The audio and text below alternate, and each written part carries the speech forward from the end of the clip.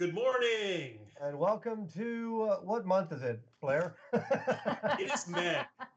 Welcome to the May edition of the ArtCraft Q&A session, where we take questions from you over the course of the last month and a few today, this morning, live-ish, and we answer them about Crowfall or politics or whatever else you want to talk about.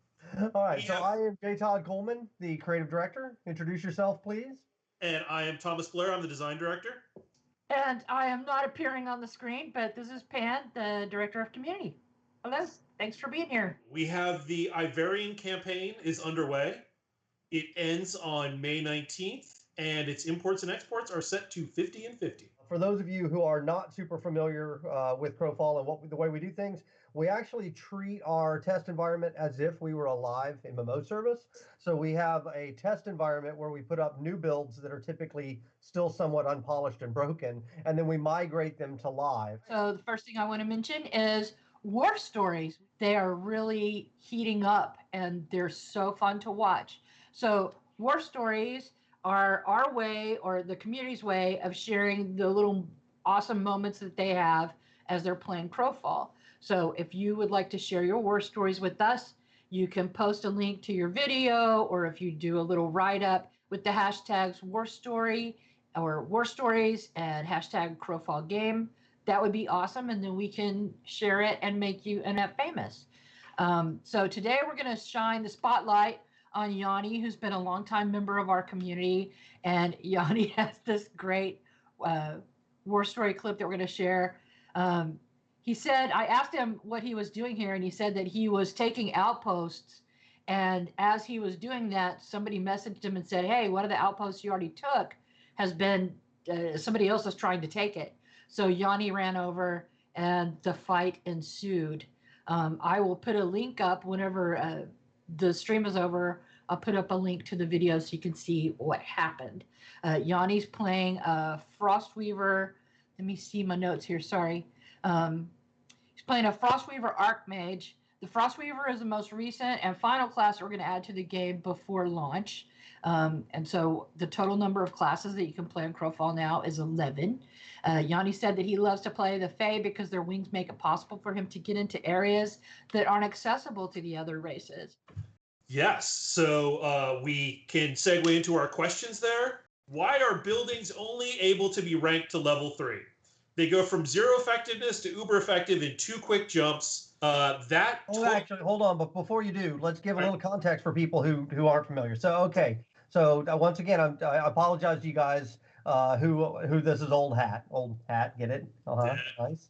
So, okay, so in our campaign worlds, guilds can actually take over and build cities. We have a full city building system, and it's kind of like a civilization kind of thing, right? Where you go up to a foundation and you decide what it's a class A building foundation, and you decide, do I want this to be a bell tower, or do I want this to be something else? And then you build the thing up by actually going to caravan runs. You go and you get raw materials, you drag them back, you try to avoid being killed on the way there, and then you feed those into the building foundations, and then you get to pick what that building turns into.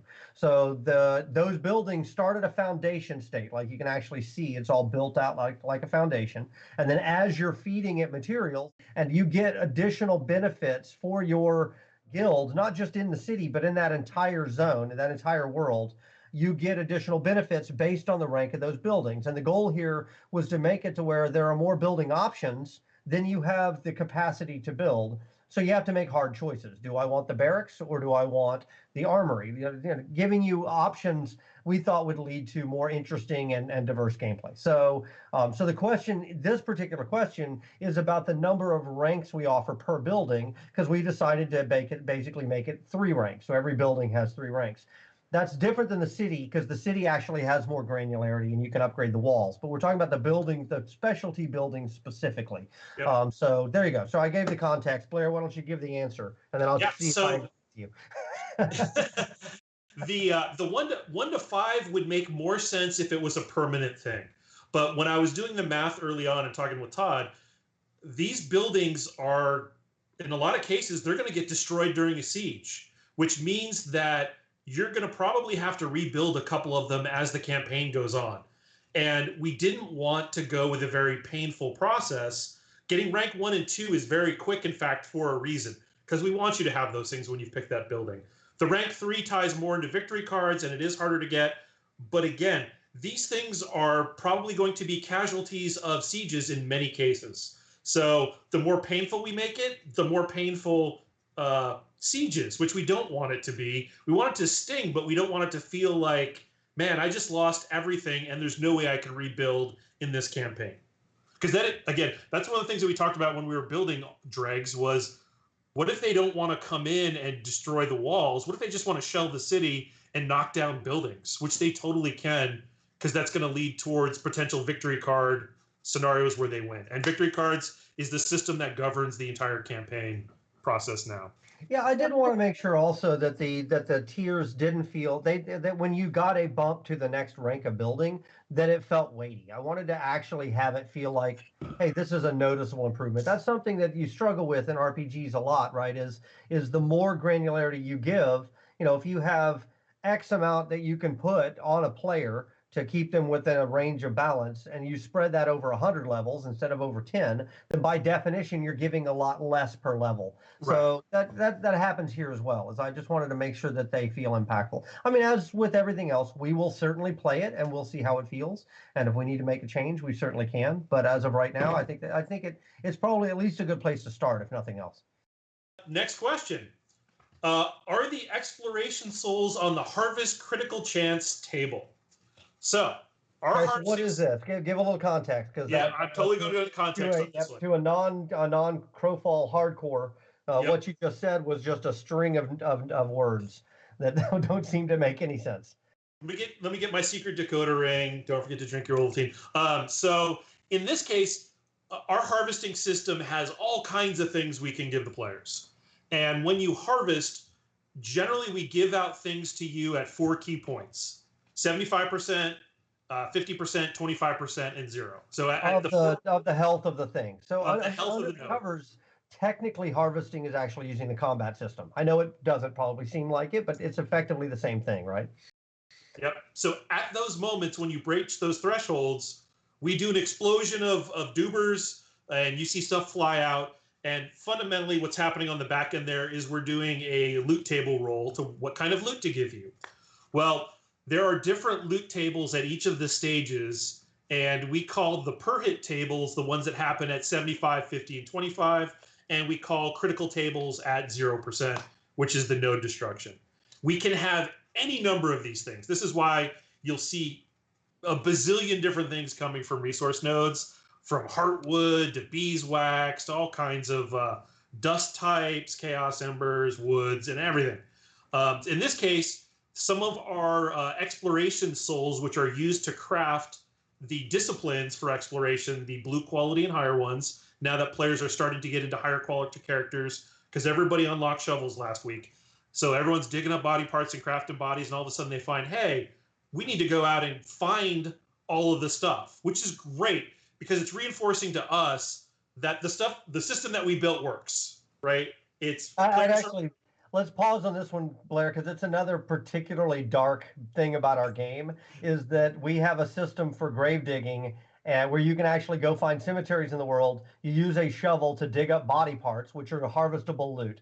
You can then take those to a necromancer who can combine those parts to create a new vessel, and then you can use that vessel to create a new character that actually has higher stat caps than the previous character. So there's actually an entire grave digging and necromancy line of gameplay loop that leads to character creation. Oddly enough, loops back to character creation. So I call that out because I know, again, if you haven't followed us for a long time, that's definitely a weird one. And the fact that that's not just an idea, it's actually in our game and working, probably needs to be called out, especially in honor of Mother's Day. Clearly. So what's great is the systems are working. Players have hit that depth, and now they're diving into the next level, which is, hey, we need to put disciplines, which is a type of subclassing, onto their characters, and they're looking for those things. They're out in the world actively looking. The Thralls, which are NPCs that spawn at nighttime, have a chance to drop the combat-related ones. Specifically, this is the exploration ones like Foreman and Connoisseur. These ones all come from resource nodes because it comes from the activity type that you are doing to get those things. And to answer this question, you can only get them when the node is destroyed. So there's a long loop, because now that the MMO is working, everything is just, you have to explain so many things to get to the answer. So ultimately, when you're out looking for exploration souls, you have one chance, and that's when the node explodes for one to pop out. So we got the Frostweaver, which is our newest class. Cool. And the last class that we needed for launch, which is correct. Really cool. Also, it's a very interesting class in that they're all about coalescing ice and shaping it to their will, right? They're basically bending the elements to their will, and they're creating some type of object in the world that does the thing. Well, players were creating an absolute flood of ice in the world, and there was really no way to limit it, and people didn't know how many kinds they could make or what kinds. So we've created a chart for you. There are basically two top categories to ice. Permanent ice is what we're calling one kind, and temporary ice, which is what we're calling the other kind. And if you look at that chart, over in the permanent category, you've got the ice armor, you've got stable ice, you've got frigid ice, and you've got cooling ice. Those are our permanent ice types. And then over on the other side, we have ice that's basically going to appear in the world and explode and do a thing, which is what we're calling temporary ice. So we found that an unlimited amount of a thing was generally not good for performance or for balance. So we had engineering give us a way to create a cap to the amount of permanent ices that you can create. And the thing is if you create over your cap, it destroys the oldest one and recreates one where you wanted it to go. So if you're limited to 3 kinds or 3 ices out max, and you put a 4th down, it's going to eat the first one, and you're still at 3, right? So this chart also shows the ice types that you can switch between. It shows that ice armor can't be transmuted, and it shows you that the other permanent ice can be temporarily turned into the other ice and exploded. Next question. Where can we find Jewelcrafting Burrs, and what do they do? In this case, Jewelcrafting Burr is an additive element that allows the jewel crafters to add an additional stat to rings. So if you bring up the slide there, Emily will show you the difference between a ring with a Jewelcrafting Burr and one without. And where can you find them? You can find them on the rank 3 buildings in a stronghold. So in a Forter Keep, if you upgrade the Jewelcrafting cart, what's it called? I can't remember what we call the Jewelcrafting building. But if you upgrade that thing to rank 3, all of a sudden a little Ganetian appears, and he will sell you Jewelcrafting Burrs. So this is one of the fun things that we've started to do is, where do we need to put a little piece of content? Oh, it can go in one of the advanced buildings in the city. So it's not just about the buildings getting more health so that they can last in Siege. It's about unlocking things that just create more content, more stuff for the players to have fun with. 5th question here is, why do we see high quality loot every now and then in God's Reach, the Safe Beginner World, and the Infected World, which is our second band, which is our faction PvP no inventory? First of all, this stuff is all still being balanced, right? We put stuff out, and then we'll get a new feature that we've been waiting on. It'll come in, and then we'll go back, and that'll cause a new balance change. Sometimes you guys will have the new feature come online, but we haven't gotten to the balance change, and so you have these weird moments in testing where things don't seem to make any sense, and that's just because it's, you've got a whole lot of parallel tracks of different people working on different things, and the trains don't always come in the station in the exact order that you'd want them to. That said, the general philosophy for us has been that it's a risk-reward spectrum. If you want the best stuff in the game, you have to go to the most dangerous areas of the game, but that doesn't mean that the baseline game is not playable, right? We still need a playable experience for people that just come in and they haven't learned the game yet enough, or they don't have access to a guild, so they can't really survive in the most dangerous areas of the game. So we need to make sure that that basic philosophy holds true, right? That yes, we want to entice people to try to go to the dangerous areas, but I'm not going to just kick them over there, because what'll happen if I just kick them over there is they'll die repeatedly and then they'll just quit, right? That's not good for the game. It's not good for anybody. So trying to find that balance point, we're constantly working on it and constantly polishing it.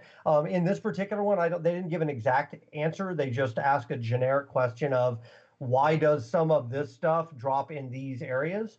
The general philosophy should be that if you're going to stay in a safe area, there's only so far you can get, right? And that point that you can get is what we call minimum viable competitiveness. Like, we want you to actually be able to compete, to be able to go and not just get rolled, but you're not going to be optimized at all. And then the next step up is infected. So that's our next world type, right? The God's Reach is totally safe. That's really where this training area is going. The next one, which is infected, the next world up, that's a 3-faction world. So it has a combination of some safe areas, and then all of the really good stuff is located in the PvP unsafe areas.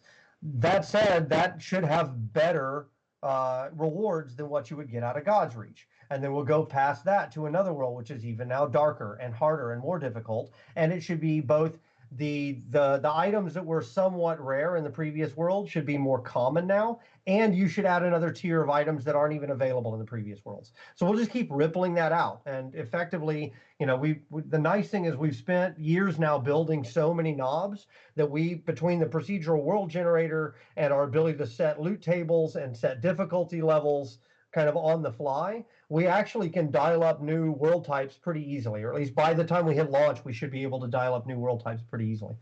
Do you want to take some questions from the stream now, Val? Number one, any chance of getting a Dregs campaign up? What is the status on that, on getting the new Dregs campaign up? And the other question, and this is for people who are new, often ask us about dates, like, when's beta going to start? When are we going to launch?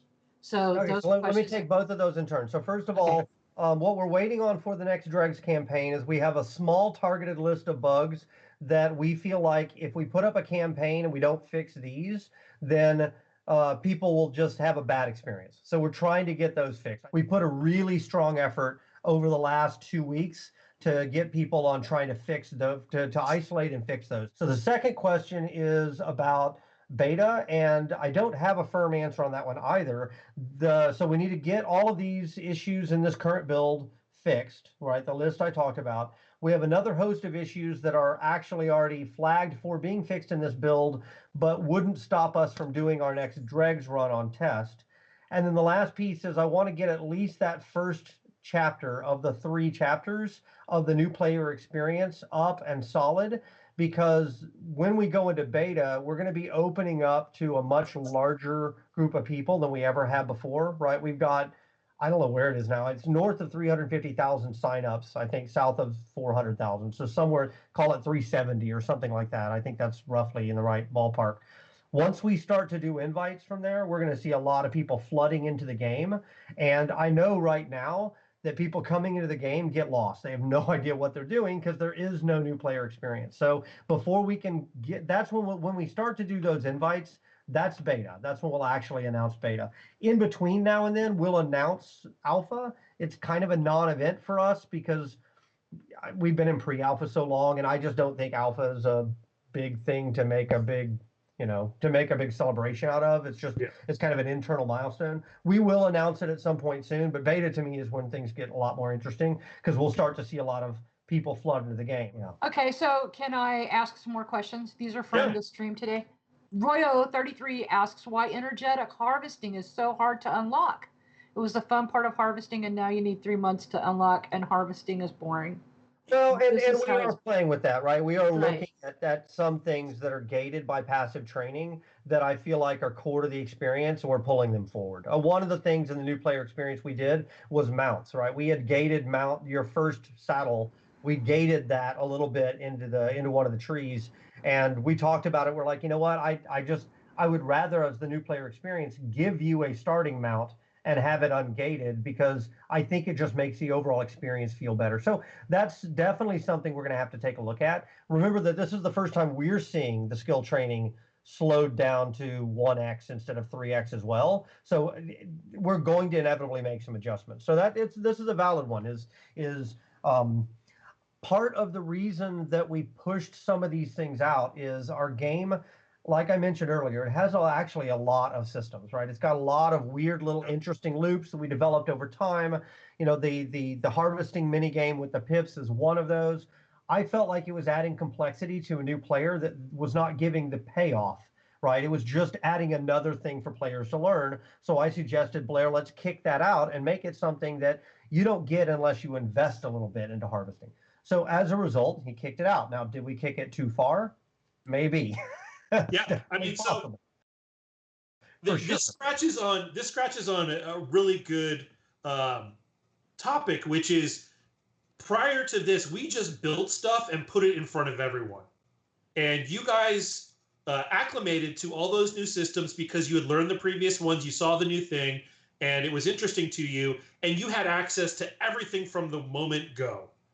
The challenge with bringing new people into that is there's 75 things we're throwing at your face in the period of 5 minutes. And one of the reasons for progression in RPG systems is A, they're rewards, but B, you need time to figure out how to learn things. You just do. Otherwise, you're just going to blow right through it. Or the true gem in a lot of things is just a little deep in, and you never make it there because it's so overwhelming, right? Yeah. So we try and give it to you in little chunks. So you're going to start to see a lot of that as we move forward now is how many things is the proper things to give you at a time?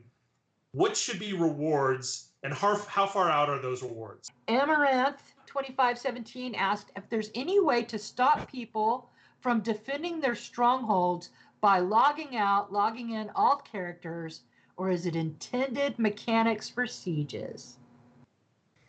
Yeah, I've gone around and around on this on alt characters being placed in other places. There are some solutions. So one that we talked about, again, we discuss this stuff internally, right? We talk about this kind of stuff all the time.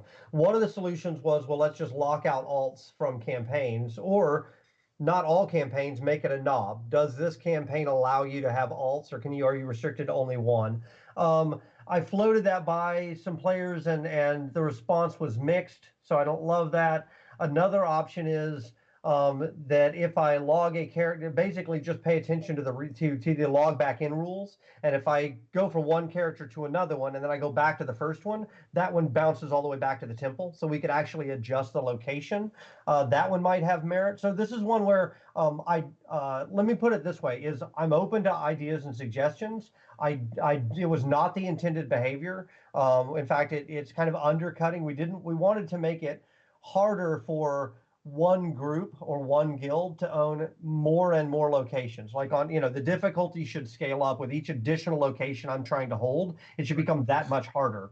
And partially, I think there's some design changes we could make to fix this. And partially, it's another one of those areas where I'm not sure if what we're seeing in the test right now is necessarily indicative of the actual game. Because again, when you have 10% of your players or 15% of your expected players logging into a world that's provisioned for a full, entire complement, things that normally would not be as easy or as difficult are suddenly much easier to pull off, right? It's much easier for a small group to lock down an entire zone if they have 1/10 of the amount of enemies and opponents that we expect them to be up against. So I am open to ideas on it, though.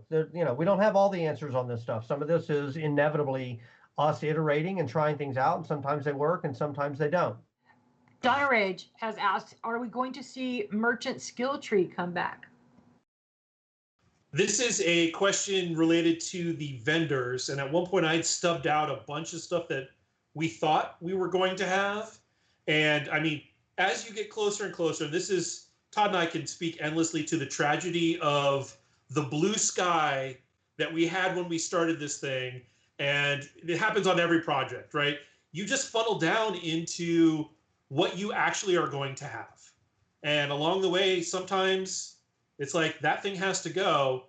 But the great part about MMOs is you left stubs in for those things, you remembered those things, and typically most games, their first expansion is just stuff that they didn't get done in production. right? When they were actually building the game for launch. So it was in some state of nearing completion, right? Right. For Right. sure. Or you just didn't have the extra 3 weeks to polish that one particular feature to where you would have felt good about it on live or going out with the game. So you just put it on the shelf and it's available. Right there. There are a number of disciplines that we have done this with already that Halish and I just aren't happy with yet. We know they need some love. We didn't have the 2 weeks we wanted to give them the love that they needed, so we put them on the shelf. And we'll probably pull 1 or 2 elements out of each of those, and they will come back in the game at some point. So this happens along the way. You funnel stuff down. I doubt merchant stuff will make it before launch. In fact, I'm almost positive it won't. But I still have ideas there, and it probably will come online after that. Let's answer one more question before we have to go. Big Like Horse said, speaking of thralls, are they only in campaigns? I've looked for days and haven't found a single one. Where are those thralls at? And explain for people who may not be familiar with them why thralls are important and why you need to. First of all, what is a thrall? So thralls are basically our ghosts, right? We talked about the lore earlier and how the heaven is gone and hells are closed, and now you've got all these ghosts basically kind of wandering around the world. So we've got them to where they're rigged up to where the thralls, these ghosts, these spirits only show up at night. So we have a day-night cycle in the game, and if it's during the day, you're not going to find them. So that'd be step one. If you can't find them, is stop looking during the day. And then number two is they have a random spawn set up on them where they don't always appear in the same location. So if you're camping a spot where one showed up, hoping it'll respawn, you're probably not going to see it in the same spot again. It's going to now pop somewhere else in the world. So the second half of that is why are they important? They have basically they have unique loot drops is if you want to net it out, right? Specifically, Blair talked about the subclassing system earlier that we use, which is discipline. So if I want to take archery, or if I want to dabble in being an assassin or whatever, I can go and find discipline runestones and apply them in my character. And that's how I get the kind of multi-classing or the subclassing in our system. The best of those drop on thralls. The combat ones anyway, drop on thralls. So and as in terms of where do they pop, I know there's some in Infected, and I know there's definitely some in Dregs. I actually don't know if they pop in God's Reach. Blair, do you know? The common ones do, like the Thrall Cleric and the Thrall Knight, if I'm not mistaken. But the named ones, like the Blade Master or the Dryad, do not. So part of the idea here, again, I mentioned earlier, is risk reward, right? If you want the cool stuff, then we're trying to entice you to go into more and more dangerous areas.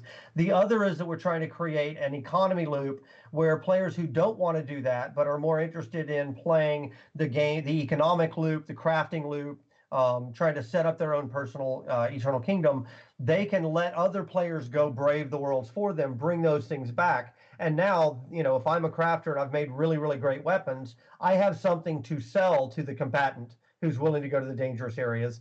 That gives that combatant something now to sell to me, because that combatant can bring back things that are in areas that I'm not willing to go to. So that's part of getting that whole loop working. We still have some stuff we need to do there, especially with the Eternal Kingdoms. They technically work, but like we have them to where right now, if enough people aren't logged into them, they shut down and things like that. Some of that is us we need to turn it on, and we just haven't quite gotten there yet. So it's coming. All of that's coming. I want to throw out a particular thank you to the players. I mean, obviously all of our backers are awesome. We wouldn't be here without you, but I want to throw out a particular thank you to those of you who are willing to deal with the challenges inherent in testing on the test environment. It is, as they say, the pioneers take the arrows.